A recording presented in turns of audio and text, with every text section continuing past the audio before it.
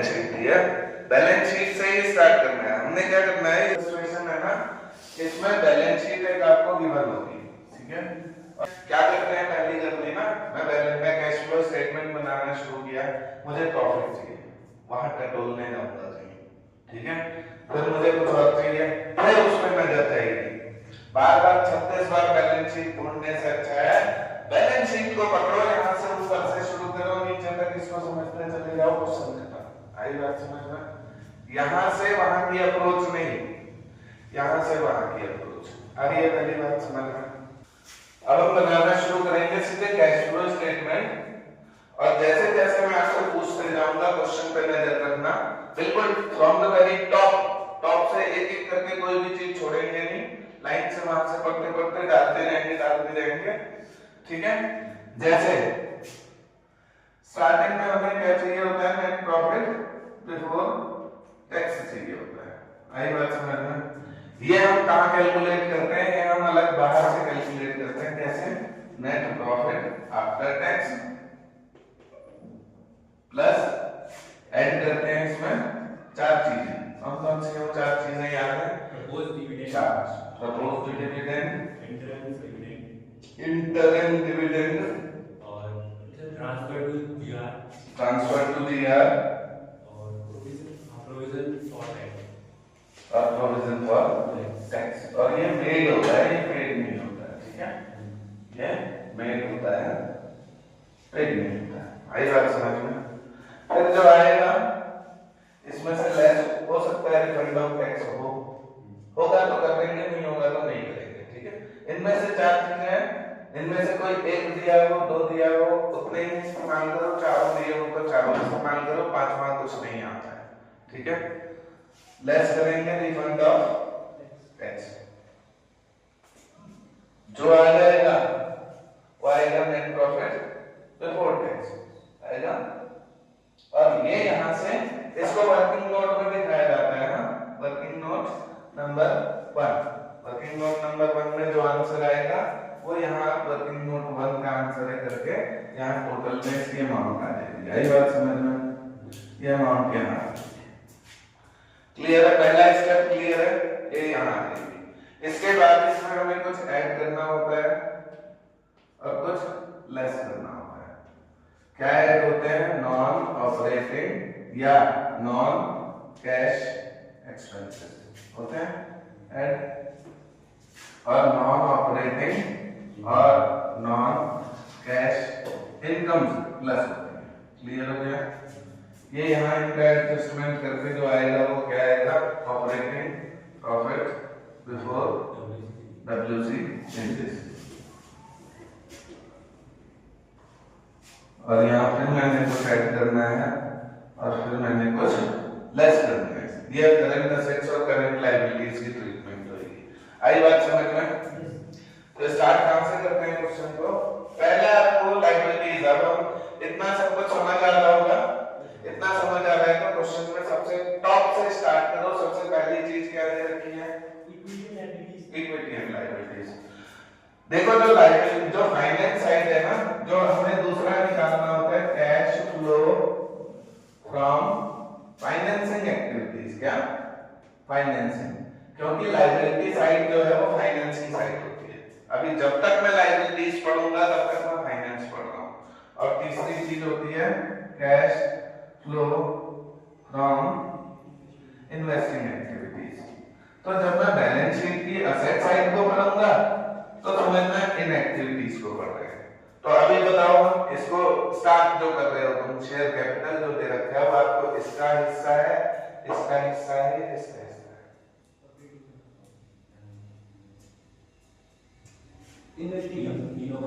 Financing का भाई share capital है। पहली चीज क्या है? Share capital. लायबिलिटीज होंगे तो लायबिलिटीज में लायबिलिटीज जो आपको दी है ना, इसमें सीएल जो दी होगी करंट लायबिलिटी, इनको छोड़कर इनसे ऊपर जितना कुछ भी है ये फाइनेंस है। आई बात समझ में? सीएल को छोड़ देना, सीएल से ऊपर जितनी भी है ये सब फाइनेंस है। जैसे पहला क्या कर रहे हैं शेयर कैपिटल के लिए, बोलो। बढ़ रही है, घट रही है? ईयर देख लेना, कम हो रही है। इसको क्या कहते हैं? देखो अगर बढ़ती है ना शेयर कैपिटल, मान के चलो बैलेंस शीट समझो, पहले मेरे पास 5 लाख के शेयर थे, कितने के 5 लाख के शेयर्स पहले थे, अब हो गए जी 8 लाख के। इसका मतलब क्या समझ रहे हो, 3 लाख का मैंने और इशू कर दिए हैं, 3 लाख के और इशू कर दिए हैं मार्केट में। अच्छा अगर पहले 5 के थे अब 3 के रह गए, इसका मतलब 2 लाख के शेयर तो मैंने बाय बैक कर लिए, वापस खरीद लिए, पेमेंट कर दी है उनको। आई बात समझ में? अगर बढ़ती है शेयर तो समझो तुमने और लायबिलिटी उठा ली है और फाइनेंस उठा लिया है, उसको कहेंगे proceed from issue of share. किसको? अगर बढ़ जाएगा 5 से 8 हो जाएगा तो पैसा आएगा या जाएगा? पहले 5 की इशू थी अब 8 हो गई, पैसा 3 लाख आया या गया? आया। तो इस पैसे को यहाँ पर 3 लाख प्लस में दिखाओगे और इसको लिखोगे क्या? Proceed from issue of share. क्या लिखेंगे? प्रोसीड फ्रॉम इशू ऑफ, हाँ ऐसा लिखेंगे इसको अगर ऐसी कंडीशन होगी। आई बात समझ में? अगर 5 पहले होगा फिर 8 हो जाएगा तो कहेंगे 3 लाख के प्रोसीड हो गई। लेकिन अगर 5 के रह गए 3 तो क्या करोगे? तो कहेंगे पेमेंट फॉर, फिर प्रोसीड नहीं होगा तो क्या होगा? पेमेंट फॉर इशू नहीं बाय बैक, इशू नहीं buy back of shares, buy back of shares. कितने के बाय बैक हुए हैं शेयर्स बताओ? 2 लाख के। पहला कितना था? पहला 5 था, 3 हो गया है वहां सही में, पहले 4 थे 5 हुए, पहले 4 थे 5 हो गए हैं, तो प्लस में 1 लाख दिखाओगे और कहोगे proceed from issue of shares. क्या कहोगे? इसको ऐसे कहोगे proceed from issue of shares. आई बात समझ में? और कितना बताओगे? 1 लाख रुपए प्लस में, 1 लाख रुपए प्लस में। तो मैंने आंसर देखो यहाँ से शुरू किया, मैं नहीं तो क्या करता वहां से ही शुरू करता, फिर बार-बार बैलेंस शीट में घुसता और उतने में मेरा टाइम खराब होता। अब मैं यहीं से जैसा वो बताते जाएगा वहां फेंकते जाऊंगा। ठीक है, नेक्स्ट क्या है? Reserve and surplus. इसको बड़े अच्छे से देखना, ये रिजर्व एंड सरप्लस इसके अंदर कुछ दे रखा है, क्या दे रखा है? General reserve. जनरल रिजर्व कितना था? 1 लाख था, अब 1,15,000 हो गया। अब 1,15,000 हो गया। इससे क्या समझ रहे हो? ये जो 15,000 है ये क्या है? Transfer to general reserve. आई बात समझ में? ये जो 15,000 का डिफरेंस है जनरल रिजर्व में, पहले 1 था अब 1,15,000 हो गया, तो इसका मतलब इस साल मैंने 15,000 का ट्रांसफर कर दिया जनरल रिजर्व में। आई बात समझ में? दूसरी आइटम बताओ क्या है यहाँ पे? Surplus PL. इसको पीएल कहें या सरप्लस नाम दें, एक ही बात है। कितना है? 1,10 था, 1,90 हो गया। 1,10 था 1, इसका मतलब ये 90,000 जो है ना, ये 80 है, हाँ 80,000 जो है ये क्या है? ये नेट प्रॉफिट आफ्टर टैक्स है, 80,000। ये जो सरप्लस या पीएल होता है यही नेट प्रॉफिट होता है। आई बात समझ में? अच्छे समझ रहे हो ना?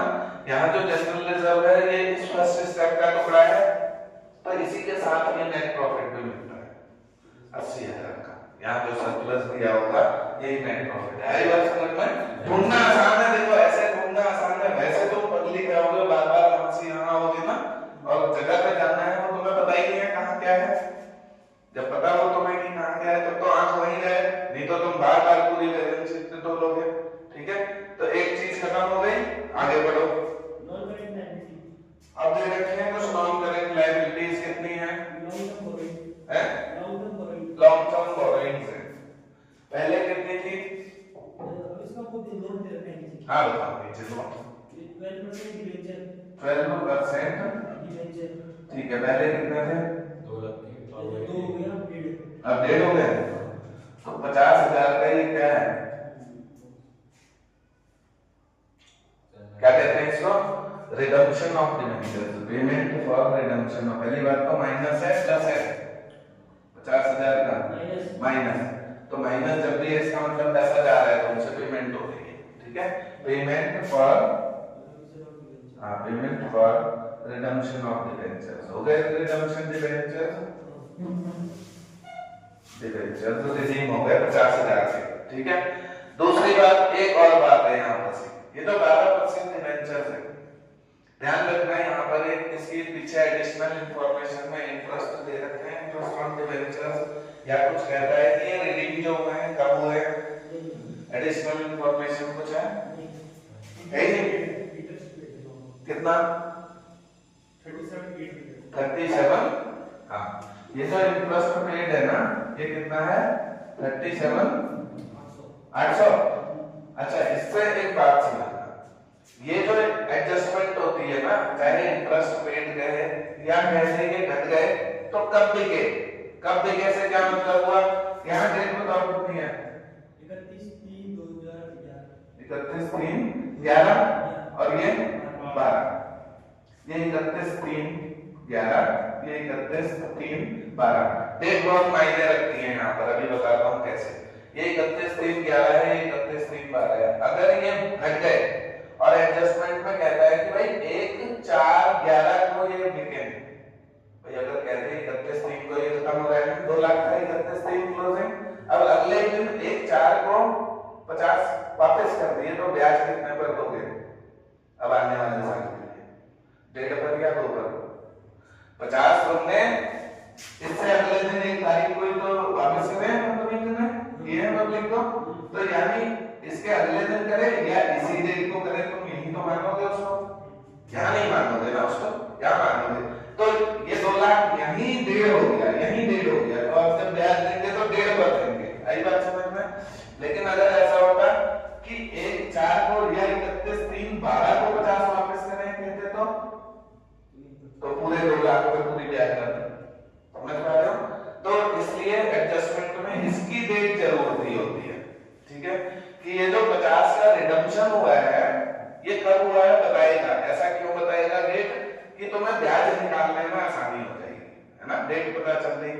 या डेट नहीं बताएगा तो ब्याज की अमाउंट दे देगा, अगर डेट नहीं बताएगा तो ब्याज की अमाउंट दे देगा। तुम्हें या डेट चाहिए ब्याज कैलकुलेट करने को, या अमाउंट ही बता दे तो तुम्हें डेट से चिंता नहीं करनी, ठीक है।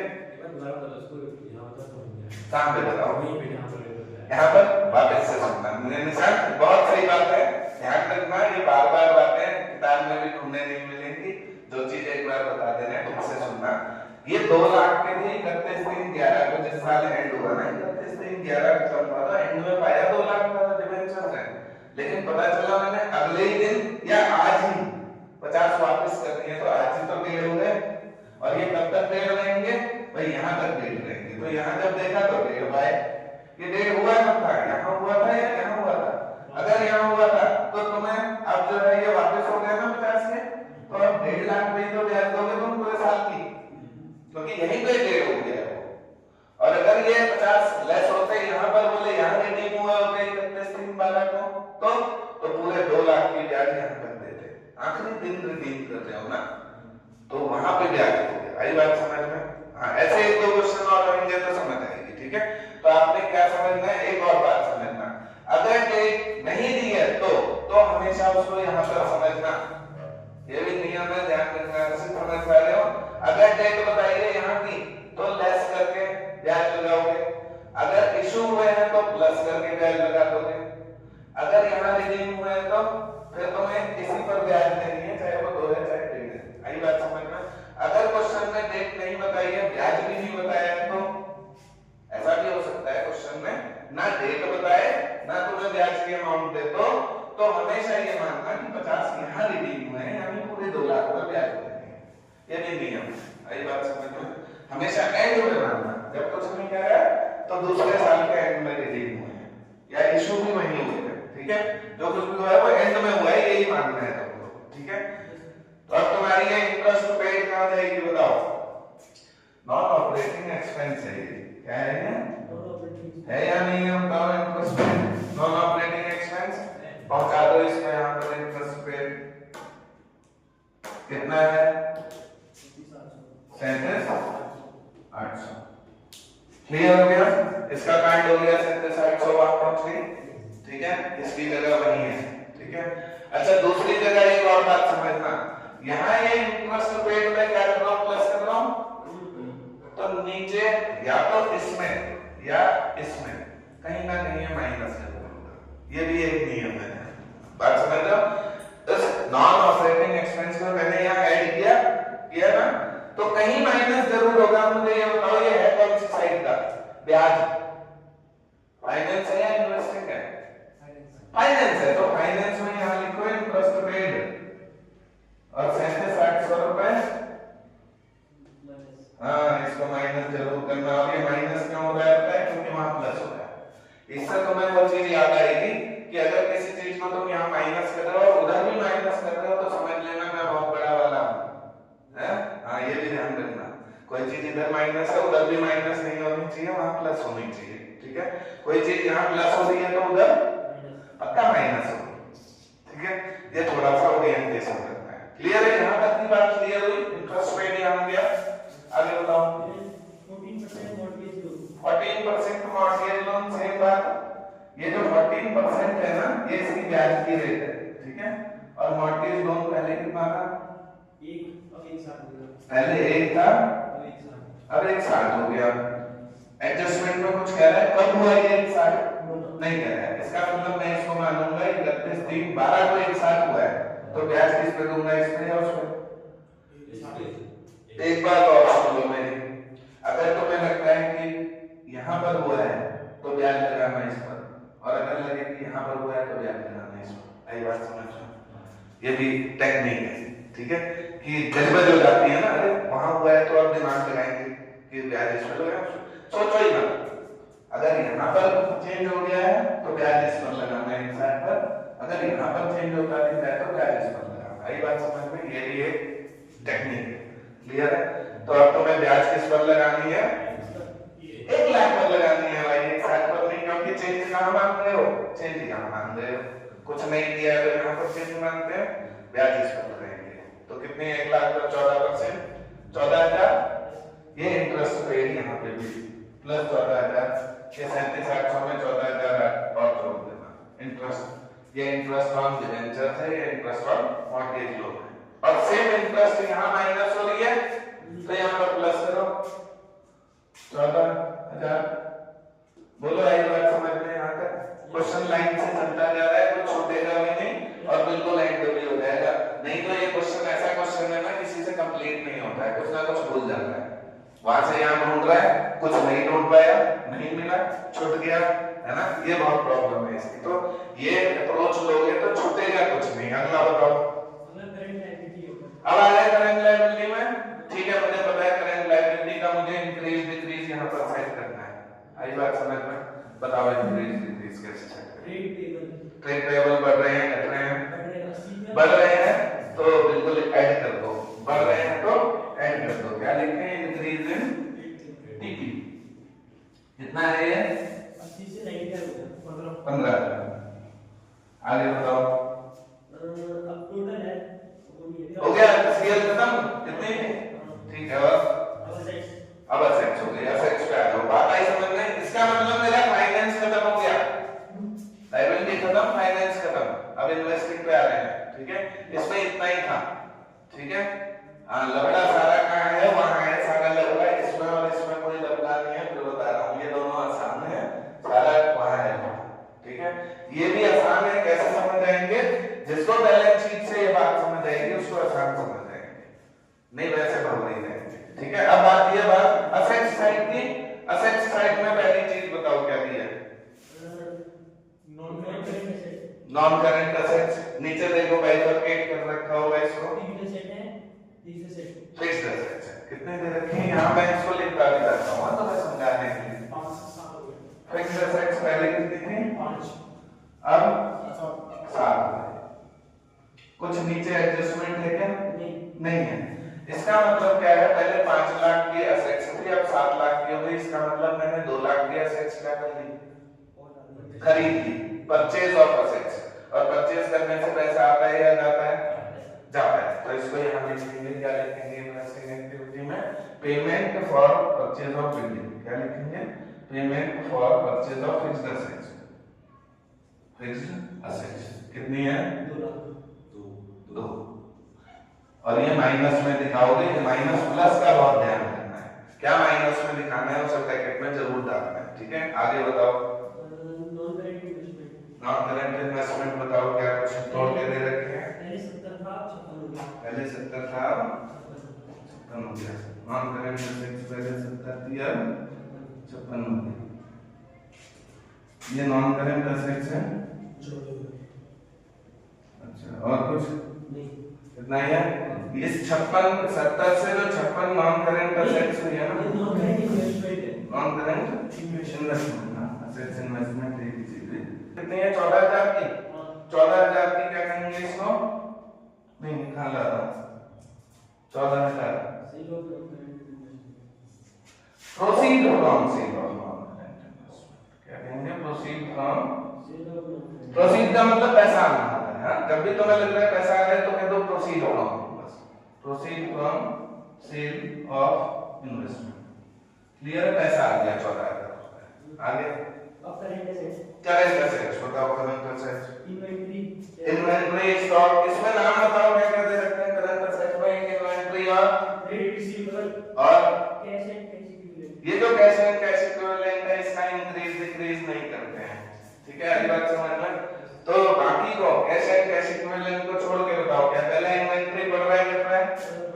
बढ़ रहा है तो घटा दो। 70,000 इंक्रीज इन इन्वेंटरी 70,000 और इसको ब्रैकेट में दिखा दो। ठीक है, माइनस है। और बताओ ट्रेड रिसीवेबल बढ़ रहे हैं घट रहे हैं। बढ़ा दो। Decrease in trade receivable 36। ठीक है, आगे बताओ।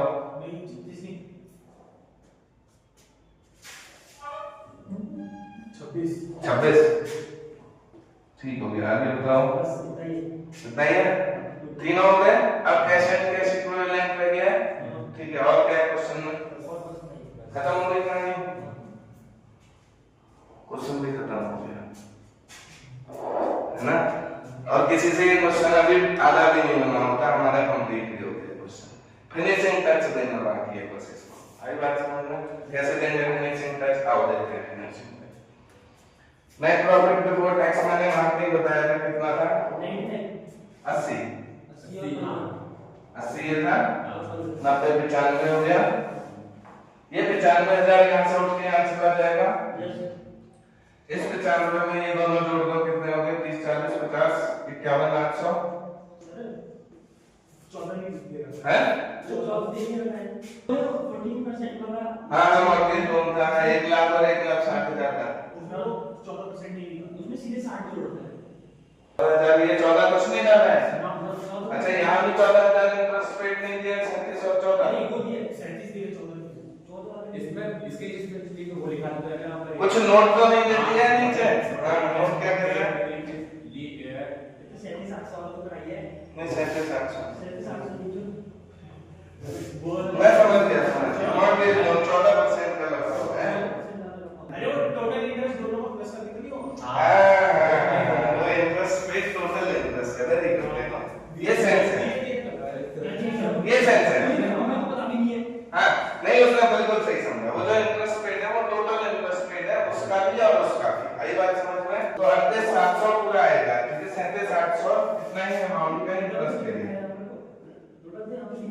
हाँ उसने वहां देते समय जो कह रहा है ना, सुन उसने वहां जो दे रहा है ना नीचे एडजस्टमेंट वहां दे रहा है टोटल इंटरेस्ट पेड। हाँ नहीं कोई बात नहीं, थोड़ी बहुत देखो 19-20 बात ऐसी समझ आएगी। 19-20 बात ना ऐसी समझ आएगी क्वेश्चन में कैसे दिया होता है कैसे नहीं दिया होता है। तो 37,800 जोड़कर कितना बन गया भाई ये 32,800। कोई हमारे नॉन कैश इनकम थी नहीं तो यही अमाउंट है। इसमें इंक्रीज डिक्रीज जोड़ो, ये दो चीजें जुड़ गई हैं कितनी 41,000 की और जुड़ गई हैं 41 जोड़कर कितना हो गया 1 बुद्धि। अच्छा फिर 70,000 माइनस तो हो गया 103,800। ये क्या आ गया नेट प्रॉफिट, ये आ गया तुम्हारा ऑपरेटिंग प्रॉफिट यानी ये cash generated from operating activities आ गया कितना 1,03,800 माइनस टैक्स पेड कुछ दे नहीं रखा है ना। तो यहाँ तक ये तुम्हारा cash flow from operating activities निकल गया फाइनल। तो 1,03,800 ये ए है, इसको क्या कहते हैं ए का टोटल आ गया है। बी पे आ जाओ, बी का टोटल 37,800 14 करना है तो 1 लाख में से 80 87 800 ये माइनस के हैं, ये 1 लाख प्लस का है, 60 भी है 60 का एक आ गया। वो मॉर्गेज वापस नहीं भेजना अरे उसकी इंक्रीज कहीं में लिख तो रखा है ना पेमेंट फॉर, मॉर्गेज का अभी मॉर्गेज हाँ उसका जो इंक्रीज डिक्रीज है वो छूट गया ना। इंटरेस्ट पेड इसको क्या लिखेंगे, नहीं वो 1 लाख का था फिर एक साथ हो गया, या पहले एक साथ था फिर एक हुआ, पहले एक था और एक साथ फिर एक साथ हुआ, तो आपने रेज कर दिया है। प्रोसीड फ्रॉम, मॉर्गेज हाँ प्रोसीड फ्रॉम मॉर्गेज लोन या मॉर्गेज या 14% मॉर्गेज लोन रेज्ड, ऐसे कह दो 14% मॉर्गेज लोन रेज्ड, उठा लिया, ठीक है कितना 60,000 हो गया, ये बोल देते हैं, ठीक है ध्यान रखना, भूला भूला कुछ नहीं होना है, वहां ब्याज समझाते समझाते वो 60 ही मिस कर दिया, ठीक है। तो इंक्रीज डिक्रीज पहले डालो, ब्याज उसका फायदा नुकसान बाद में ढूंढो, ठीक है आई बात समझ में। तो 1,60,000 में से माइनस कितना होना है, 80 87 800 माइनस होना है, नेट रिजल्ट आएगा कितना, ये 72,200 जो है बी है, कितना है बी कैलकुलेट हो गया, ये आई बात समझ में। ए कैलकुलेट किया, बी कैलकुलेट होगा। अब सी पे आ जाओ, सी की कैलकुलेशन ये रही, 2 लाख माइनस में 14,000 प्लस में, और कुछ भी है नहीं है, बस इतना ही है। तो इसका कितना आ गया 186, ये प्लस में है या माइनस में, माइनस। इसको क्या लिखेंगे, इसको कैश फ्लो नहीं, इसको cash used in investing activity. Minus का रिजल्ट है तो उसको कैश फ्लो नहीं कहते हैं, प्लस जो होता है उसे कैश फ्लो कहते हैं, माइनस जो होता है उसे cash used in investing activity. आई बात समझ में, ये माइनस का है, वो प्लस का है, वो भी फ्लो है ये भी फ्लो है, लेकिन ये यूज्ड है। तो अब क्या करें, a plus b plus c, 1,03,800 plus 72,200, 1 lakh कितना 75 76 176, और इसमें से 186 माइनस करना है तो 10 आ गया ना, 10 माइनस का आ गया, हाँ ये जो 10 आया है ना माइनस का, इसको समझो पहले, अभी तक जो आया है ना 10,000, उसको क्या कहें, यहां से सब हटा देता हूं, ठीक है। अभी आ रहा है देखो आंसर, क्वेश्चन में तुम्हें आंसर कहां है ये तो बताना है। तो अब क्या लिखेंगे, नेट कैश फ्लो, अच्छा माइनस में है ना आंसर, किस में आ रहा है 10,000 माइनस में, तो नेट कैश फ्लो नहीं, नेट कैश यूज्ड, ठीक है। अब इसमें क्या करो, ऐड करते हैं इसमें, पहले कैश था कितना पता है तुम्हें, कैश इक्विवेलेंट पहले कितना था 70 था, तो यही था तुम्हारे पास आंसर, यही गिवन होता है देखो 70 तुम्हारे पास पहले था, 10 माइनस हो गया, अब तुम्हारे पास 60 होगा, क्लोजिंग 60 है देखो, 70 ओपनिंग है और क्लोजिंग 60 है। अगर तुमसे ये मैच हो जा रहा है तो तुम्हारा आंसर ठीक है, मतलब 70 जो आंसर आया है ना नेट 10, ये तुम्हारा कैश यूज हो चुका है ना, सारी एक्टिविटीज में 10 माइनस है, तो पहले 70 था 10 माइनस हो गया इस साल, तो 60 तुम्हारे पास कितना चाहिए, आई बात समझ में। इसको कैसे शो करें, 10 में क्या कर दूं प्लस 70 करेंगे, तो आंसर कितना आएगा 60 आएगा आंसर। तो मैंने प्लस क्या किया है, ये क्लोजिंग या माई ओपनिंग, ओपनिंग प्लस करिए, opening cash and cash equivalent plus करेंगे, आई बात समझ में। ये हर क्वेश्चन को कैसे, हाँ बिल्कुल, तुरंत अपने कैश इक्विवेलेंट में पहुंचना आंसर आते ही, और देखना पहले मेरे पास कितना था 70 था, माइनस का 10 आ रहा है, अब 60 होना चाहिए, ऐसा आंसर परफेक्ट है। यानी प्लस ओपनिंग करोगे तो आंसर जो आएगा वो क्या आएगा, closing cash and cash equivalent. अगर ये 60 आ जाता है और वहां मैच कर जाता है, इसका मतलब तुम्हारा आंसर परफेक्ट है। अगर वो 10 प्लस का होगा तो मेरा वहां पे जो ओपनिंग है ना 70 प्लस 10 80 आंसर होगा, क्लोजिंग 80 होगा, 70 के बाद 80 आ गया होगा, ठीक है 60 मिल गया, क्लियर है। इस क्वेश्चन ना और अच्छे से डाल देना, मैं इसको उसमें भी क्वेश्चन भी डालना पड़ेगा, क्वेश्चन ग्रुप में अच्छे से डाल देना कंप्लीट क्वेश्चन।